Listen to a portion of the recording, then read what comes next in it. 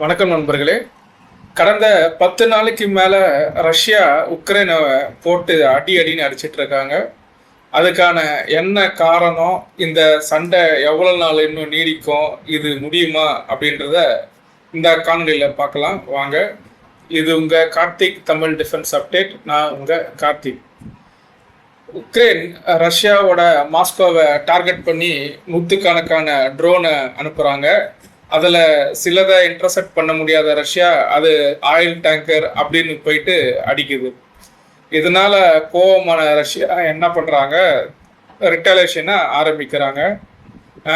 கடந்த 10 நாட்களாக பார்த்தீங்கன்னா அவங்க இதில் முக்கியமாக பயன்படுத்துறது பார்த்தீங்கன்னா இஸ்காண்டர், ஃபேப் 3000, லான்சன், ஷஹீத் ட்ரோன் அப்படின்னு பலதரப்பட்ட ஆயுதங்களை பயன்படுத்திட்டு இருக்காங்க.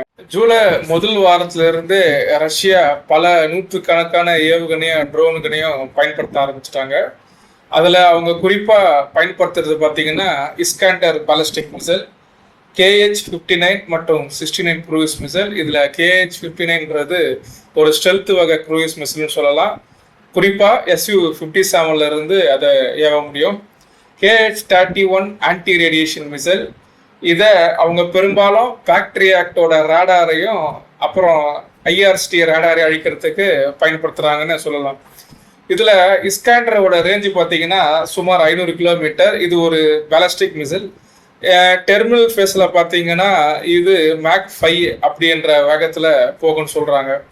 இதை குறிப்பாக அவங்க பேட்ரியாட் ஏர் டிஃபென்ஸை அடிக்கிறதுக்காகவே இதை அவங்க இப்போ மேம்படுத்தி வச்சுருக்காங்க. காரணம் டெர்மினல் ஃபேஸில் இதை பண்ணுற மேனோவர் தான். அதனால் இதை இன்டர்செப்ட் செய்யறது ரொம்ப கடினமாக இருக்குது. பார்த்தீங்கன்னா ஒரு காலத்தில் இஸ்காண்டர் மிசைலோட ரேஷியோ பார்த்தீங்கன்னா அவங்க இன்டர்செப்ட் ரேஞ்சு பார்த்தீங்கன்னா 50-55% சொல்லியிருந்தாங்க. அதாவது 10 மிசைலை உள்ளே அனுப்புகிறோன்னா 5லிருந்து 6 மிசைலை அவங்களால ஈஸியாக இன்டர்செப்ட் பண்ண முடிஞ்சுது. ஆனால் இப்போது ரஷ்யா அதை அப்கிரேட் பண்ணி இப்போ பார்த்தீங்கன்னா இன்டர்செப்ஷன் ரேஞ்ச் பார்த்தீங்கன்னா 22% தான் சொல்கிறாங்க. அதாவது 10 மிசைல் அடிச்சா 2லிருந்து 3 மிசைல் தான். இதில் முக்கியமான ஒரு காரணம் அவங்கக்கிட்ட பேட்ரியாட்டோட ஏர் டிஃபென்ஸ் சிஸ்டம் ஸ்டாக்கு குறைஞ்சிருச்சு அப்படின்ட்டு அதுக்கு ஒரு முக்கியமான காரணமாக சொல்லலாம். கடந்த நாட்களில் பார்த்தீங்கன்னா இந்த இஸ்காண்டர் மிசைலை கீவ் உள்ளிட்ட பகுதிகளில் பயன்படுத்தி நிறைய தாக்குதல் பண்ணியிருக்கிறாங்க. அதில் ஒரு வார் அம்யூனிஷன் டிப்போட் அடித்து அதில் மல்டிபிள் செகண்டரி எக்ஸ்ப்ளோஷன் ஆச்சு அப்படின்னு சொல்லிட்டு நம்ம பார்க்க முடியுது. அடுத்து அவங்க பயன்படுத்தியது பார்த்தீங்கன்னா ஃபேப் 3000 கிளைட் பாம். சுமார் இந்த பாம்போட எடை பார்த்தீங்கன்னா 3 டன்னுன்னு சொல்கிறாங்க. கிட்டத்தட்ட 1400 கிலோ வெடிப்பொருளை இதனால் சுமந்து செல்ல முடியும். இது ஒரு கிளைட் பாம். அதாவது இந்த ஃபேப் 3000ன்றது ஒரு சோவியத்து கால பழைய வகை பாம்னே சொல்லலாம். ஆனால் ரஷ்யா என்ன பண்ணுறாங்க, UMPK கிளைட் கிட் அப்படின்னு ஒன்று கண்டுபிடிச்சி இதை இந்த பாம்போட அட்டாச் பண்ணி ஒரு 70லிருந்து 80 கிலோமீட்டர் தூரத்துல இருந்து இந்த குண்டை வீசுறாங்க. காரணம் இந்த போரோட ஆரம்ப கட்டத்தில் இவங்க நிறைய Su-34 விமானத்தை ஏந்தாங்க.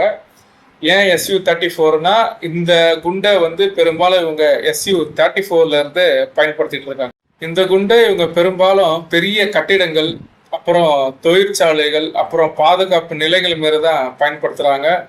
ஏன்னா இந்த ஒரு குண்டை வீசும் போது அந்த தொழிற்சாலையோ கட்டிடமோ முழுமையாக சேதப்படுத்தப்படும்.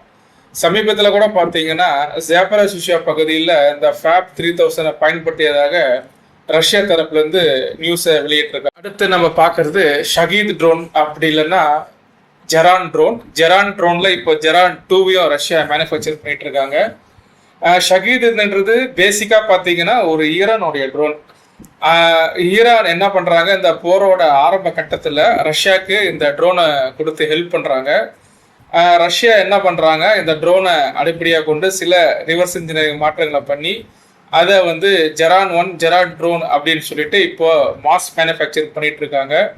இதில் என்ன ஒரு அட்வான்டேஜ்னா இது காஸ்ட் ரொம்ப கம்மி, ஆனால் லாங் ரேஞ்சு.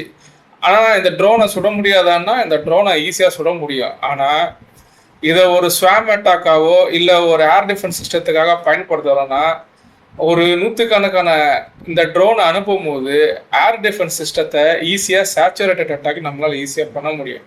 காரணம், ஒரு ட்ரோனும் சில $1000 மதிப்பு கொண்டது. ஆனால் ஃபேக்ட்ரி ஆக்டில் ஒவ்வொரு இன்டர்செப்டாரும் சில $1,000,000 செலவு ஆகும். இந்த போரோட ஆரம்ப கட்டத்தில் ரஷ்யா நிறைய ட்ரோனுங்களை அனுப்பிச்சு உக்ரைனோட பேக்ட்ரியாட் மற்றும் ஐஆர்எஸ்டியோட இன்டர்செப்டாரை நிறைய வீணாக்குனாங்க. ஆனால் ரஷ்யனுக்கோட கவுண்டர் அஃபென்சிவ்க்கு உக்ரைன் ஒரு பிளான் பண்ணாங்க. அதாவது ட்ரோனை கவுண்டர் பண்ணுறதுக்கு ஒரு ஹை ஸ்பீடு கவுண்டர் ட்ரோனை உருவாக்குனாங்க. அதனால் நிறைய ட்ரோனுங்களை அவங்க கவுண்டர் ட்ரோன் மூலியமே அட்டாக் பண்ணாங்க. ஆனால் பிரச்சனை என்னன்னா, இந்த சண்டை பல வருடங்களாக நீண்டு கொண்டே போகிறதுனால அவங்களால ஐஆர்எஸ்டியோட இன்டர்செப்டார் ஸ்டாக்கையோ இல்லை பேக்ட்ரியாட்டோட ஸ்டாக்கையோ ஈஸியாக ரீஃபில் பண்ண முடியல. காரணம், ரெண்டுமே அவங்க சொந்த நாட்டு தயாரிப்பு கிடையாது. ஐஆர்எஸ்டி என்றது ஜெர்மன், பிரிட்டன் போன்ற நாடுகளோட தயாரிப்பு, பேக்ட்ரியாட்ன்றது அமெரிக்காவோட தயாரிப்பு. இவங்க 2 பேருமே தயாரித்து கொடுத்தா மட்டும்தான் இவங்களால ஸ்டாக்கை வந்து திருப்பியும் ரீஃபில் பண்ண முடியும். அடுத்து லான்செட் ட்ரோனை பற்றி பார்க்கலாம். லான்செட்டை வந்து ஒரு லாயின்ட்ரிங் முனிஷன் அப்படின்னு சொல்லுவாங்க. குறிப்பாக இது எதற்கு பயன்படுத்துவாங்கன்னா, artillery, radar, air defence, armour vehicle போன்ற இலக்குகளை தாக்க தான் அதிகமாக பயன்படுத்துவாங்க. அதுவும் குறிப்பாக இதில் வந்து பார்த்தீங்கன்னா ஆர்டிலரி, ஆர்மர் வெஹிக்கிள்லாம் பார்த்தீங்கன்னா மூவிங் டார்கெட்னே சொல்லலாம். ஏன்னா ஒரு பேக்ட்ரியாட்டையோ ஒரு ஏர் டிஃபென்ஸ் சிஸ்டத்தையோ நீங்கள் ஒரு இடத்துல மவுண்ட் பண்ணிவிட்டு அதை நிலநிறுத்தி வச்சுருவீங்க. ஆனால் ஆர்டிலரி, ஆர்மர்டு வெஹிக்கிள் இதெல்லாம் பார்த்தீங்கன்னா ஸ்கூட் அண்ட் ஷூட் கேப்பபிலிட்டி, அதாவது நீங்கள் அங்கே ஒரு தாக்குதலை பண்ணிவிட்டு உடனே அங்கேருந்து நீங்கள் எடுத்துகிட்டு போகலாம். ஸோ இது மாதிரி இடத்துல என்ன பண்ணுவாங்க, இவங்க இந்த லான்செட்டை பயன்படுத்தி முதல்ல இவங்க அதை அழிச்சிடுறாங்க. ரஷ்யாவோட சமீபத்தில் தாக்குதல் பார்த்தீங்கன்னா உக்ரைன் தலைநகர் கீவ் மட்டும் கிடையாது, சுமி, ஒடிசா போர்ட் அடிச்சிருக்காங்க, ஜாப்ரோசியா அடிச்சிருக்காங்க, கார்கிவ் அடிச்சிருக்காங்க. இதில் பல பொதுமக்கள் உயர்ந்ததாக சொல்லப்படுது.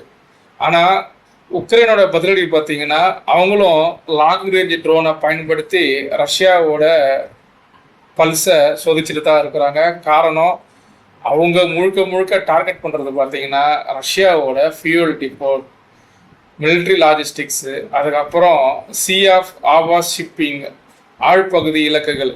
இதை அவங்களால நீண்ட தூர ட்ரோன்களை வச்சு இலக்கை சுலபமாக தாக்கிட்டு ரஷ்யாவுக்கு ஒரு பெரிய பதிலடியை கொடுத்துட்ருக்குறாங்க. நம்ம சொன்னது போல் ரஷ்யா கடந்த 10 நாட்களுக்கு மேலே இதை அனைத்தையும் கம்பைன் பண்ணி தான் யூஸ் பண்ணுறாங்க.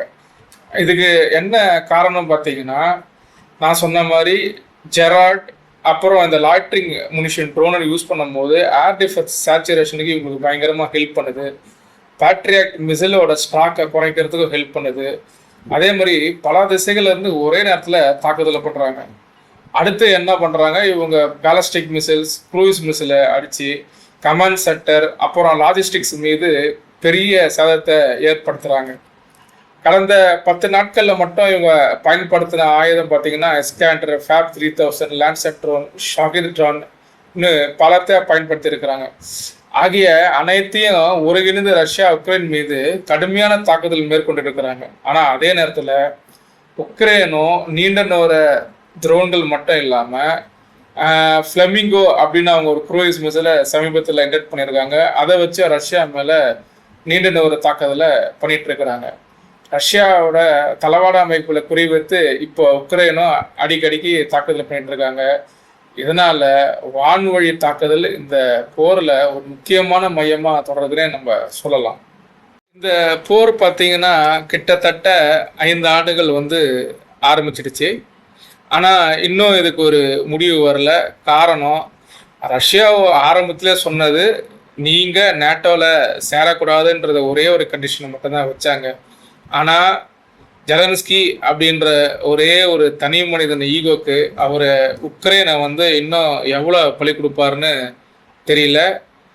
ட்ரம்ப் நடுவில் எவ்வளோ முயற்சி பண்ணி பார்த்தோம், இந்த போரை அவரால் நிறுத்த முடியல.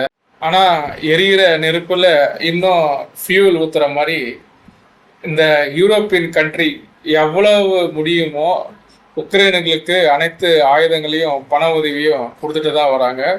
சமீபத்தில் நடந்த நேட்டோ சப்மிட்லேயும் ட்ரம்ப் பேக்ட்ரியாட் மிசைல்ஸ்க்கான லோக்கல் ப்ரொடக்ஷனு ஐரோப்பிய கண்ட்ரிலோ அல்லது உக்ரைன்லேயோ ஒரு பிளான்ட் போடலான்னு அப்படின்னு இனிஷியல் அப்ரூவ் கொடுத்ததா ஒரு தகவலை வெளியாக இருக்குது.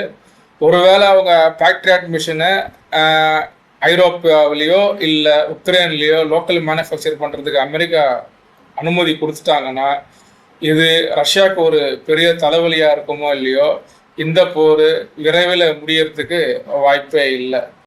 மேலும் இது போன்ற இராணுவ தகவல்கள் பெற கார்த்திக் டிஃபென்ஸ் அப்டேட்டை தொடர்ந்து பாருங்கள், சப்ஸ்கிரைப் பண்ணுங்கள், சேனல் பெல் பட்டனை கிளிக் பண்ணி மறக்காமல் உங்கள் ஃப்ரெண்ட்ஸ் அண்ட் ஃபேமிலிக்கு ஷேர் பண்ணுங்கள். நன்றி, வணக்கம்.